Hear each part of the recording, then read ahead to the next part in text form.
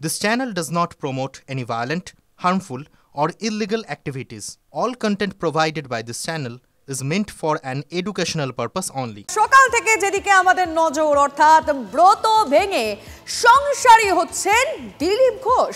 একদা সংঘের প্রচারক বিয়ের পিঁড়িতে বসছেন আজই 61 বছর বয়সে বিয়ে করছেন দিলীপ। পাত্রীকে বিজেপির দক্ষিণ কলকাতার মহিলা মোর্চার নেত্রী রিঙ্কু মজুমদার। দিলীপ ঘোষের বিয়ের খবরে এই মুহূর্তে তোলপাড় বঙ্গ রাজনীতি। দিলীপের নিউ টাউনের বাড়িতে আইনি মতে বিয়ে সারবেন তারা। আমন্ত্রিতদের সংখ্যাও কিন্তু খুব বেশি নয়। মূলত দিলীপ এবং রিঙ্কুর নিকটজনেরা, এই কাছের মানুষ যারা রয়েছেন তারাই আমন্ত্রিত। রাজনীতিতে এতদিন জমিয়ে ব্যাটিং করেছেন দিলীপ। মাঝে দাপট কিছুটা কমেছিল যদিও, কিন্তু মেজাজ একটুও পাল্টায়নি। এবার তাঁর বিয়ের খবরেও সরগরম রাজ্য রাজনীতি।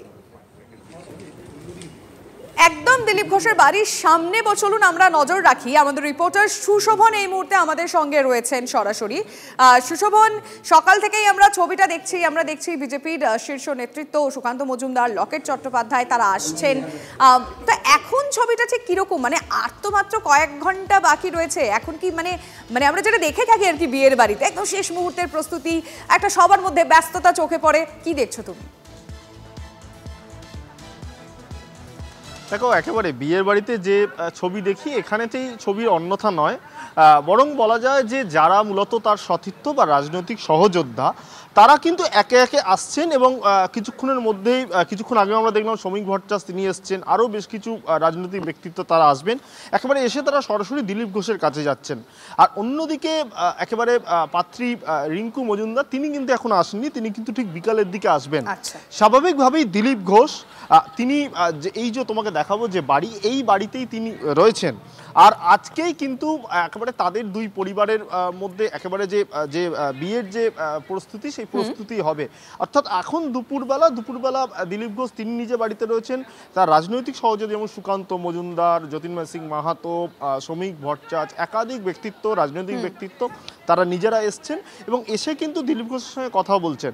অর্থাৎ তোমার যে কথা, সেই কথা ধরে যদি বলা যায় যে একেবারে বিয়ের দিন দুপুরবেলা, এরপর সন্ধে গড়ালেই তারপর কিন্তু বলা যায় যে 4 হাত এক হবে এবং অবশ্যই সেই সময় এই যে সেই সুশোভন, আমরা জানি বিয়ের বাড়িতে যে বরযাত্রী আসার একটা বেশ তোড়জোড় চলে। সেই সময়টা যখন বরযাত্রী আসে তখন বেশ মানে কনে পক্ষের তরফ থেকেও একটা বেশ আনন্দ আমরা দেখতে পাই। কিন্তু এক্ষেত্রে কনে যাত্রী আসছে, একটু সময়টা যদি বলো, কনে যাত্রী এবং কনে কখন আসছে? দেখো, বিভিন্ন মহলে বা দিলীপ ঘোষের ঘনিষ্ঠ মহলে বা রিঙ্কু মজুমদার সব জায়গা থেকে যেটা শোনা যাচ্ছে যে বিকালের দিকে কিন্তু কনে আসবে, তার সঙ্গে কারা কারা আসবেন, অর্থাৎ এক কথায় বলতে গেলে কনের সঙ্গে কনে যাত্রী কারা আসবেন সেটা এখনো ঠিক হয়নি। যে কনে যাত্রী তারা কিভাবে আসেন এবং তাদের কিভাবে আগমন হয় এই যে দিলীপ ঘোষের বাড়িতে, অবশ্যই আমরা সেই ছবিটা দেখাবো সুশোভন, কারণ টিভি9 বাংলা কিন্তু সকাল থেকেই সেই ছবিটা দেখাচ্ছে, কারা আসছেন, কারা শুভেচ্ছা জানাচ্ছেন, সেটা সরাসরি হোক বা সমাজ মাধ্যমে। কিন্তু কোনে কে বলছেন বিয়ের আগে, মানে রিঙ্কু মজুমদার কি বলেছেন, চলুন শোনাই আপনাদের। এতদিন একা ছিলাম, সেলফ গার্জিয়ান ছিলাম, আমি একটা গার্জিয়ান চাইছিলাম। আমার ছেলেকেও আমার উচিত ছিল আরও আগে, হয়তো একজন আমার ছেলেরও ইমোশনাল একটা বাবার জায়গাটা ভ্যাকিউম ছিল, কিন্তু আমি পারিনি, কারণ আমি যাকে তাকে করতে পারবো না। ফার্স্ট লাইফে যে ভুল করেছি আমি ম্যাচুরিটি এসে করতে পারবো না। অনেক বুঝে শুনে আমার মনের মতন মানুষ আমি খুঁজতে ওনাকে পেয়েছি এবং যাই হোক উনি আমার প্রস্তাবে রাজি হয়েছেন। প্রায়োরিটিতে, বিয়ের ব্যাপারটা প্রায়োরিটিতে এই সময় আমার কাছে এসেছিলো যে এখন আমার লাইফে সব ডান, এবার আমার প্রায়োরিটি আমাকে একটা ম্যারেজ করতেই হবে। আমি ওনাকে মিড অফ দ্য সেপ্টেম্বর ওনাকে আমি প্রস্তাব দিই, উনি শোনেন। আর উনি তো সবাইকে রেসপেক্ট দেন না, উনি কাউকে হার্ট করে কথা বলেন না। উনি আমার প্রস্তাবটা শুনেছিলেন, আবার 15 দিন বাদে আবার বলেছিলাম। তারপর একদিন আমি ওনাকে নিয়ে স্বপ্ন দেখলাম, সেটা ওনাকে শেয়ার করলাম। তারপরে হয়তো দেখলাম উনি, তারপরে আমাদের মধ্যে একটু কথাবার্তা ফোন হতো। তার মধ্যে দিয়ে উনি আমাকে জানার বোঝার চেষ্টা করেছেন। উনি জানেন আমি ওনাকে অনুপ্রাণিত করতে পারি, তবেই না উনি কি আমাকে এমনি ফাইনালি কনক্লুশনে এসছেন। ওনার মনে হয়েছে সামহাও যে না, খোঁজখবর নিয়েছেন, হ্যাঁ, উনি আমাকে একবারে সিদ্ধান্ত জানাননি, বুঝেছেন। আর আমিও ওনার সেই সম্মানটা রাখবো, ওনাকে আমি কখনোই কমজোর হতে দেব না। বলছি দিলীপ দার বাড়ি আপনি গিয়েছিলেন? হ্যাঁ, মা ডেকেছিলেন, মায়ের সাথে আলাপ করানোর জন্য যেতে বলেছিলেন, পারমিশন দিয়েছিলেন, মায়ের সাথে কথা হয়। তো একটু গিয়ে খোঁজখবর নিতে বলেছিলেন উনি। একাধিকবার উনি বাইরে বাইরে থাকতেন, আমি একাধিকবার মায়ের সঙ্গে দেখা করেছি, চেষ্টা করেছি ওনার পছন্দ অপছন্দ কি খাবার দাবার। সিম্পল সবজি, অত স্পাইসি নয়। উনি তো চিকেন, মাটন, এগ খান না। ফিশ, ছোটো ফিশ পছন্দ করেন। মাছও আজকে পছন্দ করেন না, একটু আধটু খেলেন কখনো, বাট পছন্দ করেন না সবজি। সুকান্তর পরে বঙ্গ বিজেপি কার হাতে? জল্পনার মধ্যেই হবু স্বামীর হয়ে ব্যাট ধরলেন রিঙ্কু মজুমদার। দিলীপ ঘোষ রাজ্য বিজেপির সভাপতি পদে যোগ্য, সেটা আগেই প্রমাণিত। মন্তব্য দিলীপ ঘোষের হবু স্ত্রীর। এটা তো খুশির খবর দিদি, কেমন অনুভূতি আজকেই, মানে কি বলবেন? আমি তো ব্যাপারটা জন্য এক্সাইটেড না। মানে দিলীপ দার বিয়ে নিয়েও রাজনৈতিক আলোচনা, এটাকে কি আপনার কোথাও খারাপ লাগছে নাকি মনে হচ্ছে ঠিকই আছে? না না, একদমই ঠিক আছে। কিছু কিছু ডিসিশন থাকে সম্পূর্ণই ব্যক্তিগত থাকে, কেউ কোনো জীবনে কোনো কাজে আসেও না, নিজের কাজ নিজেকেই করতে হয়। তো কি প্রয়োজন আছে ব্যক্তিগত সিদ্ধান্ত অন্যের উপর ডিপেন্ড করে নেওয়ার? আরেকটা কথা দিদি, আপনি কি চাইবেন দিলীপ দা এভাবেই রাজনীতিতে টাফ অ্যান্ড হার্ড থাকুন? একদম, এর জন্যই ওনাকে আমি পছন্দ করি। ওনাকে আমার ভালো লেগেছে এই কারণেই, ওনার স্যাক্রিফাইস, ওনার পার্টি, ওনার সমাজের প্রতি, দেশের প্রতি, রাজ্যের প্রতি যে ডেডিকেশন, এগুলোই আমাকে উদ্বুদ্ধ করেছে। পরে কি আপনারা মানে আপনাদের প্রকাশ্যে একসঙ্গে রাজনীতি করতে দেখা যাবে? হ্যাঁ, আমি মাকেও দেখাশোনা করব। আমি রাজনীতিতে পুরোপুরি ফ্রন্ট ফেজে না আসলেও আমি ওনাকে ব্যাক প্রজেকশনে থেকে ওনাকে ফুললি সাপোর্ট করব। আপনি কি চান দিলীপ দার হাতে রাজ্য বিজেপির রাশ আসুক? দেখুন, উনি তো ডিজার্ভিং, এটা অলরেডি প্রমাণ হয়ে গেছে। আমার তো মনে হয় উনি পশ্চিমবঙ্গে কেন, আমাদের দেশের অনেক স্টেটে ওনার মতন একজন ইউনিক লিডারশিপ নেই। ঠিক আছে, উনি একজন অনন্য বলতে পারি, মানে অন্যদের থেকে সম্পূর্ণ আলাদা।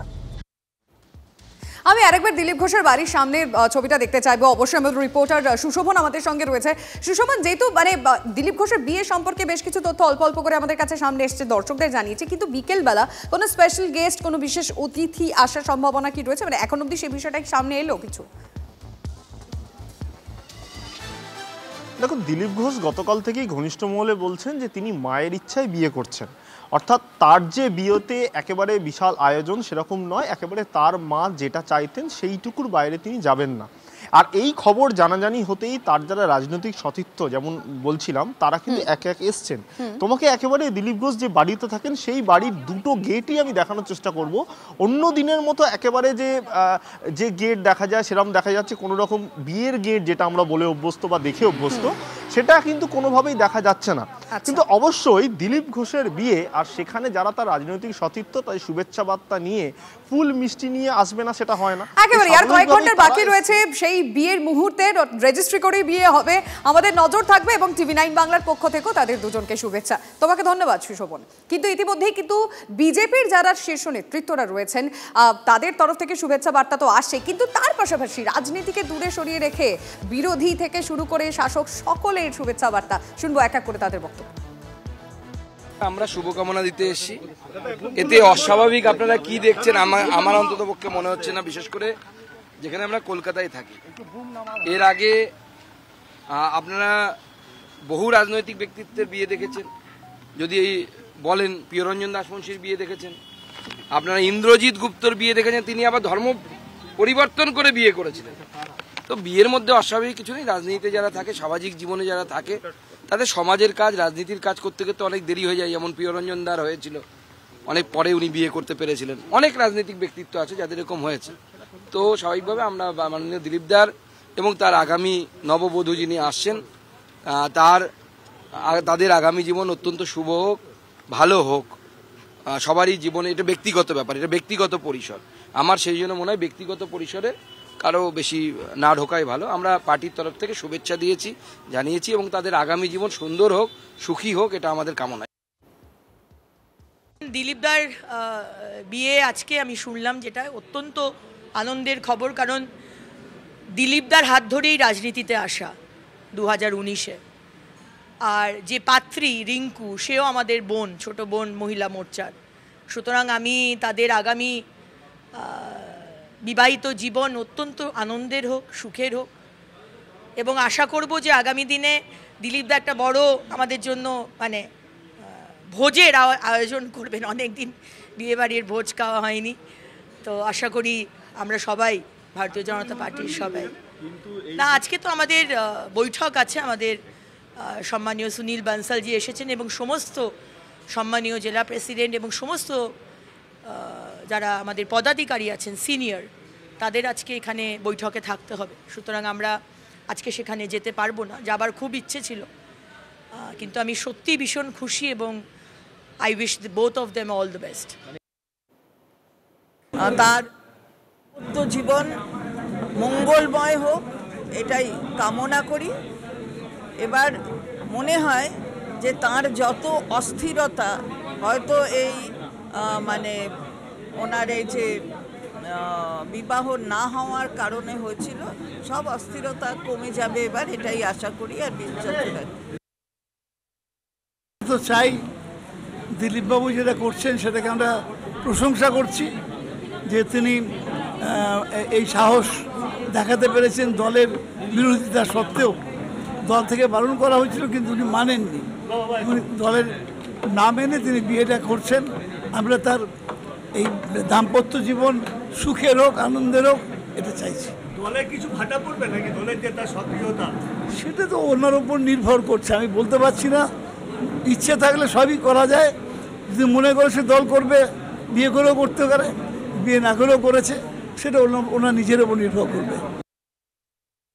শুভেচ্ছা আমাদের বিভিন্ন দলের বিভিন্ন রাজনৈতিক নেতাদের, আমরা তো তাদের দর্শনের বিরুদ্ধে কথা বলি কিংবা তাদের কাজের বিরুদ্ধে কথা বলি, কারোর প্রতি আমাদের ব্যক্তি সে ক্লেশ কিছু নেই।